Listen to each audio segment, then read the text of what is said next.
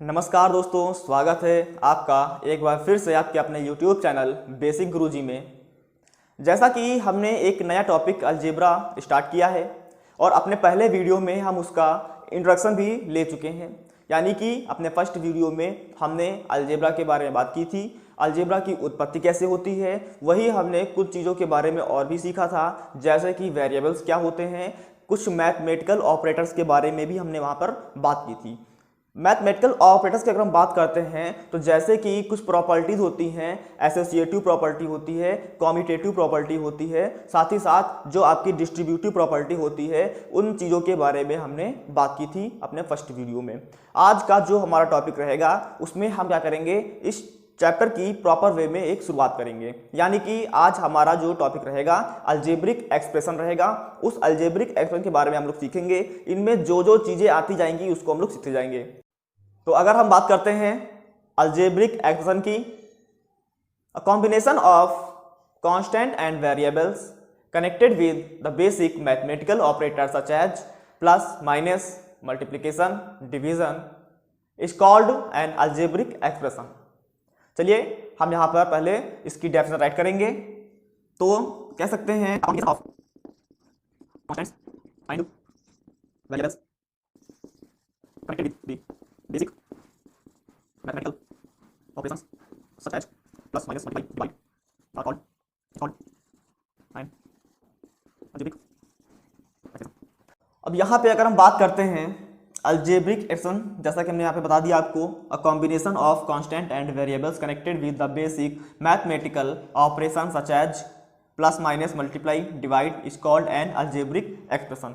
यहाँ पे आप देखिए आपको दो चीज़ें मिलेंगी, एक तो मिलेगा आपको कांस्टेंट और एक आपको मिलेगा यहाँ से वेरिएबल्स। तो अगर हम यहाँ पर बात करें कांस्टेंट की और वेरिएबल्स की, अगर हम यहाँ पे बात करते हैं कांस्टेंट और वेरिएबल, तो अगर हम इनके बारे में बात करते हैं तो कांस्टेंट क्या होते हैं, पहली चीज तुमको समझना होगा कि कांस्टेंट होते क्या हैं। कांस्टेंट क्या होते हैं, जिनकी वैल्यू फिक्स रहती है, कभी भी चेंज नहीं करती है। जितने भी आपके नंबर्स होते हैं, कोई भी न्यूमेरिकल्स नंबर आपके हैं 1 2 3 4 5 6, जितने भी नंबर्स आपके होते हैं वो सभी क्या होते हैं, कांस्टेंट होते हैं। जिनकी वैल्यू क्वेश्चंस के अकॉर्डिंग चेंज नहीं होती है उन्हें हम लोग बोलते हैं कांस्टेंट। अगला अगर हमारा बात आता है यहाँ पर वेरिएबल की, वेरिएबल क्या होते हैं, तो अगर हम बात करते हैं वेरिएबल की, तो जिनकी वैल्यू क्वेश्चन के अकॉर्डिंग लगातार चेंज होती रहती है उन्हें हम लोग बोलते हैं वेरिएबल।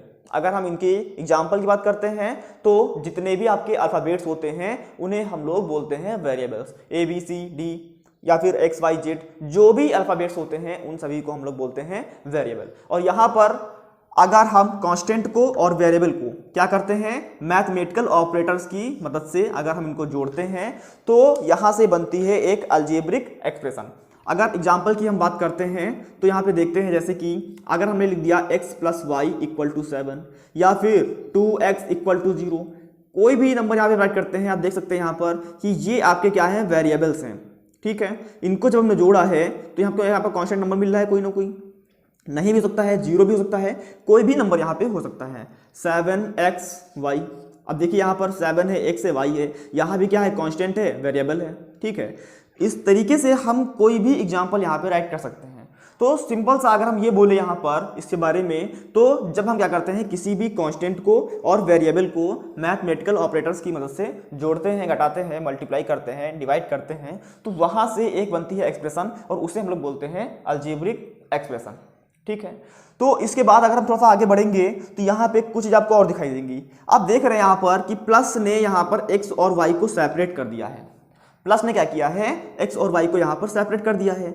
तो अगर हम इस बारे में थोड़ा सा बात करते हैं, आगे बढ़ते हैं, तो यहाँ से आपका एक और आता है टर्म, बोलते हैं इसको हम लोग, क्या बोलते हैं, टर्म बोलते हैं। चलो इसको हम लोग सीखते हैं विस्तृत रूप से कि टर्म क्या होता है। तो अलजेब्रिक एक्सप्रेशन के बाद में अगर हम बात करते हैं टर्म्स की, तो टर्म क्या होते हैं, डेफिनेशन आप देख सकते हैं यहाँ पर, the various part of an algebraic expression connected by plus और minus sign are called the terms of the expressions. तो डेफिनेशन की अगर हम बात करते हैं, यहाँ पे आपने समझ लिया है। चलिए इसको हम थोड़ा सा डिस्क्राइब करते हैं, समझते हैं इसको। एग्जांपल लेते हैं हम यहाँ पर पहले, 7a - 2b² + 8c³ has 3 terms namely 7a - 2b² 8c cube. चलिए सिंपल लैंग्वेज में अगर हम बात करते हैं तो समझिएगा ध्यान से यहाँ पर कि जब भी हम क्या करते हैं टर्म की बात कर रहे होते हैं तो उनको हम देखते हैं यहाँ पर आपको यहाँ पे देखना क्या है, आपको यहाँ पर माइनस और प्लस का साइन देखना है। मतलब जैसे यहाँ पे लिखा हुआ था 7a माइनस 2b स्क्वायर और प्लस 8c क्यूब, प्लस और माइनस के द्वारा जो आपके सेपरेट होते हैं उन्हें टर्म्स बोलते हैं। यहाँ पर 7a एक टर्म है, 2b स्क्वायर एक टर्म है, 8c क्यूब एक टर्म है। आपको ध्यान यहाँ पर ये देना है कि यहाँ पे हम मल्टीप्लाई और डिवाइड की बात नहीं करते हैं। देखिए यहाँ पर 7a ये मल्टीप्लाई में लिखे हुए हैं, तो आपका 7 और a अलग अलग टर्म नहीं हुए, ठीक है। मल्टीप्लाई के द्वारा और डिवाइड के द्वारा जो भी नंबर लिखे होते हैं वो एक ही टर्म होते हैं, सेपरेट होते हैं सिर्फ और सिर्फ प्लस और माइनस से।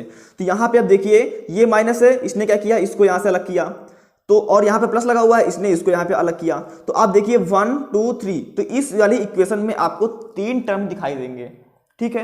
ये इन्हें हम बोलते हैं टर्म, ठीक है। अगला टर्म जो होते हैं ये 2 टाइप्स के होते हैं, 2 टाइप्स। अब वो 2 टाइप कौन कौन से होते हैं? पहला आपका होता है नंबर फर्स्ट, जिनको हम लोग बोलते हैं लाइक टर्म्स, और सेकंड होते हैं जिनको हम लोग बोलते हैं अनलाइक टर्म्स। और ये आपके लिए बहुत इंपॉर्टेंट है, क्यों? क्योंकि अगर आपको लाइक टर्म्स मालूम होंगे तो आगे जब हम लोग क्या करेंगे, क्वेश्चन सॉल्व करेंगे प्लस और माइनस के सॉल्व करना है कि इनको ऐड करना है या फिर सब्ट्रैक्ट करना है, तो उनके लिए हमको इनके बारे में जानना बहुत जरूरी है। क्योंकि ये लाइक टर्म्स को ही हम लोग सिर्फ ऐड कर पाते हैं और सब्ट्रैक्ट कर पाते हैं। मल्टीप्लाई तो कहीं भी हो सकता है, कोई प्रॉब्लम नहीं है, लेकिन जब हमको ऐड करने की बात आती है तो हम किन नंबर को जोड़ते हैं, किनको घटाते हैं और किनको एज इट इज राइट कर देते हैं, वो डिपेंड करता है कि जो इक्वेशन में टर्म्स हैं वो लाइक टर्म है या फिर अनलाइक टर्म है। तो चलिए जानते हैं लाइक टर्म के बारे में और अनलाइक टर्म के बारे में। अगर हम बात करते हैं लाइक टर्म्स की तो पहले हम यहाँ पर देख रहे हैं डेफिनेशन क्या होती है इसकी। The terms having the same literal factors are called like terms and the terms having the different literal factors are called unlike terms। चलिए इनके बारे में जानने से पहले हम यहाँ पर एक चीज़ और जानते हैं लिटरल फैक्टर्स के बारे में। आखिर ये लिटरल फैक्टर ने यहाँ पे वर्ड यूज किया है तो वो होता क्या है? लिटरल फैक्टर्स ये 2 टाइप के होते हैं, एक होते हैं लिटरल फैक्टर्स और एक होते हैं न्यूमेरिकल फैक्टर्स, ठीक है। तो नाम से ही आप समझ पा रहे होंगे न्यूमेरिकल फैक्टर्स क्या होते हैं, जो नंबर्स वाले फैक्टर्स होते हैं, ठीक है। अभी हम बात करेंगे आगे कोएफिशिएंट की, चलिए उसको हम बाद में बात करते हैं। यहाँ पे अगर हम एक चीज देखें कि जो 2xy लिखा है यहाँ पर, तो इसमें 2 चीजें हैं, एक तो आपका कांस्टेंट है और एक आपका वेरिएबल है। तो जो कांस्टेंट टर्म होते हैं जैसे कि 2 हो गया, जो भी नंबर होता है उन्हें हम लोग बोलते हैं न्यूमेरिकल फैक्टर्स, और जो आपके ये वेरिएबल होते हैं इन्हें हम लोग बोलते हैं लिटरल फैक्टर्स, ठीक है। समझ गए होंगे आप लोग। चलिए अब हम बात करेंगे आगे यहाँ पर इनके टाइप्स के बारे में। तो the terms having the same literal factors are called like terms, ठीक है। कोई भी ऐसा टर्म जिसमें उनके लिटरल फैक्टर्स सेम हो, सेम का मतलब समझिएगा ध्यान से यहाँ पर कि फैक्टर्स भी सेम है, उनकी पावर भी सेम होनी चाहिए। जब पावर भी सेम होती है तो उन्हें हम बोलते हैं लाइक टर्म्स, जैसे कि 3a 2a। अब देखिए यहाँ पे इनका जो फैक्टर है वो a है, यहाँ पर भी a है, और दोनों की पावर यहाँ पर 1 है, तो इन्हें हम लोग बोलेंगे लाइक टर्म। क्या बोलेंगे? लाइक टर्म बोलेंगे। अगला 4a square b minus 2ba square, यहाँ पे ध्यान समझिएगा, यहाँ पे अगर हम बात करते हैं तो इधर a स्क्वायर b फैक्टर है आपका और इधर ba स्क्वायर फैक्टर है। देखिए यहाँ पर भी b है, यहाँ पर भी b है, और पावर इसकी भी 1 है, इसकी भी 1 है। यहाँ पर a की पावर 2 है, यहाँ भी a की पावर 2 है। हुआ क्या? इनका प्लेस चेंज है, प्लेस चेंज हो तो कोई प्रॉब्लम नहीं यहाँ पर हमको, ठीक है। मतलब ये आपके लाइक टर्म्स होंगे, यानी कि यहाँ पे 4a स्क्वायर b और माइनस का 2ba स्क्वायर भी आपका क्या है? लाइक टर्म है। इन चीजों को भी आपको ध्यान देना है यहाँ पर, ठीक है। The next one is minus 6x square Y cube and 4x square Y cube. यहाँ भी देखिए x स्क्वायर वाई क्यूब है और यहाँ भी x स्क्वायर वाई क्यूब है। तो जब इनका जो लिटरल फैक्टर वाला पार्ट होता है वो इक्वल होता है, सेम होता है, तो ऐसे टर्म्स को हम लोग बोलते हैं लाइक टर्म्स। अनलाइक की बात करते हैं तब जो ये डिफरेंट हो, जब ये क्या हो? डिफरेंट हो, जो लिटरल फैक्टर होता है वो पार्ट डिफरेंट हो, अलग अलग हो, तो हम बोलते हैं उसे अनलाइक टर्म। यहाँ पे अगर हम देखें 4a और 4b लिखा हुआ है तो लग सकता है हमको कि यहाँ पे सब 4 इक्वल है, तो ये हो सकता है लाइक टर्म हो, नहीं, हमें इस जो ये पार्ट जो होता है जो न्यूमेरिकल पार्ट है उससे कोई भी हमको यहाँ पर उसको देखना ही नहीं है। हमको देखना क्या है कि इसका जो लिटरल पार्ट है वो सेम है कि नहीं है, और यहाँ पर ये ए है और ये बी है, ये बिल्कुल भी सेम नहीं है, तो इसे हम लोग बोलेंगे अनलाइक टर्म।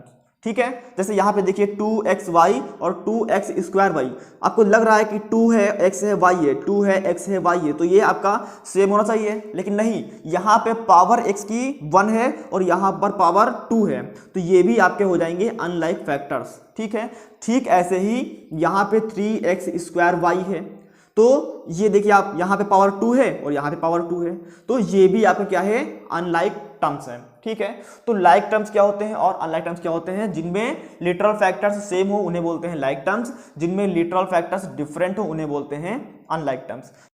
तो हमारा अगला जो टॉपिक है, हम बात करेंगे कॉफिशिएंट के बारे में। What is coefficient? तो डेफिनेशन क्या है आपकी? The multiplicative part of any algebraic expression is called coefficient, in which the numerical part is known as numerical coefficient and the variable part is known as literal coefficient। चलिए समझते हैं इसको होता क्या है। कोफिशिएंट की बात करते हैं अगर हम लोग, तो किसी भी अलजेब्रिक एक्सप्रेशन में जो उसका किसी भी टर्म का जो मल्टीप्लिकेटिव पार्ट होता है उसे हम बोलते हैं कोफिशिएंट। एग्जाम्पल लेते हैं, आपको समझ में आ जाएगा। आगे क्या है, अच्छा ये भी देख लेते हैं। In which the numerical part is known as numerical coefficient, मतलब उसमें जो न्यूमेरिकल पार्ट रहता है, जिसको हम अभी सीख चुके हैं पहले ही कि न्यूमेरिकल क्या होते हैं, जो आपके 1 2 3 कोई भी जो नंबर होता है उन्हें बोलते हैं न्यूमेरिकल पार्ट। और ठीक है, और आपका जो भी वेरिएबल रहते हैं उन्हें बोलते हैं, आप क्या बोलते हैं उसको हम लोग, लिटरल पार्ट कॉफिशिएंट बोलते हैं उसको हम लोग। ठीक है, एग्जाम्पल लेंगे, चीज़ें आपको समझ में आ जाएंगी। जैसे कि अगर हम बात करते हैं 4x² हमने एक एग्जाम्पल लिया है, ये आपकी एक अलजेब्रिक एक्सप्रेशन है। इसमें दो चीज़ें हैं, एक 4 है और एक x² है। 4 को हम लोग बोलते हैं न्यूमेरिकल कॉफिशिएंट और x² को बोलते हैं लिटरल कॉफिशिएंट। पहला क्वेश्चन आपका आता है कि आपको एक क्वेश्चन दे दिया जाएगा, ठीक है, उसमें आपसे पूछेंगे कि इसमें लिटरल कॉफिशिएंट क्या है और इसमें न्यूमेरिकल कॉफिशिएंट क्या है। आसान सा है, आप जो भी नंबर देखेंगे उसको बोल देंगे आप वहां पर न्यूमेरिकल कॉफिशिएंट, जो भी वेरिएबल देखेंगे उस पूरे को आप बोल देंगे यहां पर लिटरल कॉफिशिएंट। पहली चीज। द सेकंड थिंग इज, आपसे क्या करेगा, किसी नंबर के डिफरेंस में पूछ लेगा, रेफरेंस में। ठीक है, कैसे? जैसे हमने यहाँ पे आपसे ये पूछा अगर कि इस वाले इक्वेशन में 4 का कॉफिशिएंट क्या है, ठीक है, तो आपको समझना है कि 4 के मल्टीप्लाई में जो भी नंबर लिखा हो, और आप देख रहे हैं कि 4 × x² लिखा है, मीन्स यहां पर x² क्या हो जाएगा, इज कॉफिशिएंट ऑफ, ये x² क्या हो जाएगा, 4 का कॉफिशिएंट हो जाएगा। ठीक है, अगर हम जैसे ये पूछते हैं, चलिए इसको हम राइट कर देते हैं, आपका राइट ही कर देते हैं पूरा पूरा। 4 इज कॉफिशिएंट ऑफ x²y। चलिए अगर हम पूछते हैं यहां पर कि x² का कॉफिशिएंट क्या है, तो अगर हमने x² की बात की है तो देखिए यहां पर 4y हो जाएगा, क्योंकि इसको हम छोड़ देंगे, इसके मल्टीप्लाई में ये भी है और ये भी है, तो इसको हम लोग यहां पर पकड़ लेंगे, राइट कर लेंगे। तो 4y is coefficient of x²। ऐसे ही y is coefficient of 4x²। ठीक है, x² is coefficient of 4y। तो इस तरीके से आप इसको समझ सकते हैं और देख सकते हैं, राइट कर सकते हैं। चलिए फिर से देख लेते हैं एक बार। हमारे लिए यहाँ पर जो भी नंबर आपसे पूछा जाएगा उस नंबर के मल्टीप्लाई में जो नंबर लिखा होगा उसे हम उसका कॉफिशिएंट मान लेते हैं। ठीक है, नॉर्मल पूछाएगा कि इसमें न्यूमेरिकल कॉफिशिएंट क्या है या फिर लिटरल कॉफिशिएंट क्या है, तो अगर हम नंबर वाले पार्ट की बात करते हैं तो वे होता है न्यूमेरिकल कॉफिशिएंट। अगर हम वेरिएबल वाले पार्ट की बात करते हैं तो वो आपका होता है लिटरल कॉफिशिएंट। अगर हम किसी नंबर के रेफरेंस बात करते हैं तो जो भी नंबर पूछा जाएगा उसके साथ में मल्टीप्लाई में जो नंबर लिखे होंगे उन्हें हम लोग बोलेंगे कॉफिशिएंट उनके। ठीक है, एक एग्जांपल चलिए और ले लेते हैं हम आपके लिए, सिंपल सा लेते हैं आपको समझाने के लिए। 5xy लिखा अगर हमने, या फिर चलिए माइनस का 5xy लिख दिया हमने यहाँ पर, थोड़ा सा और इसको हम समझते हैं, इसको थोड़ा सा और डिस्क्राइब करते हैं। माइनस का 5xy लिखा हमने यहाँ पर, हमने पूछा कि xy का कॉफिशिएंट क्या है, तो आपका आंसर क्या आएगा, -5। अब 5 नहीं होगा, अब -5 होगा, ये चीज ध्यान देना है आपको। ठीक है, y का कॉफिशिएंट क्या होगा, माइनस का 5x होगा, माइनस के 5 का कॉफिशिएंट क्या होगा, xy होगा, माइनस के x का कॉफिशिएंट क्या होगा, अब ध्यान दीजिएगा, माइनस के x का कॉफिशिएंट क्या होगा। तो समझिएगा ध्यान से, माइनस के x को यहां से निकाल लेंगे तो बचेगा क्या, 5 और y, तो उसमें क्या निकल के आएगा, 5y, यानी माइनस के x का कॉफिशिएंट क्या होगा, 5y होगा। तो ये आपका है कॉफिशिएंट। आज के वीडियो में इतना ही।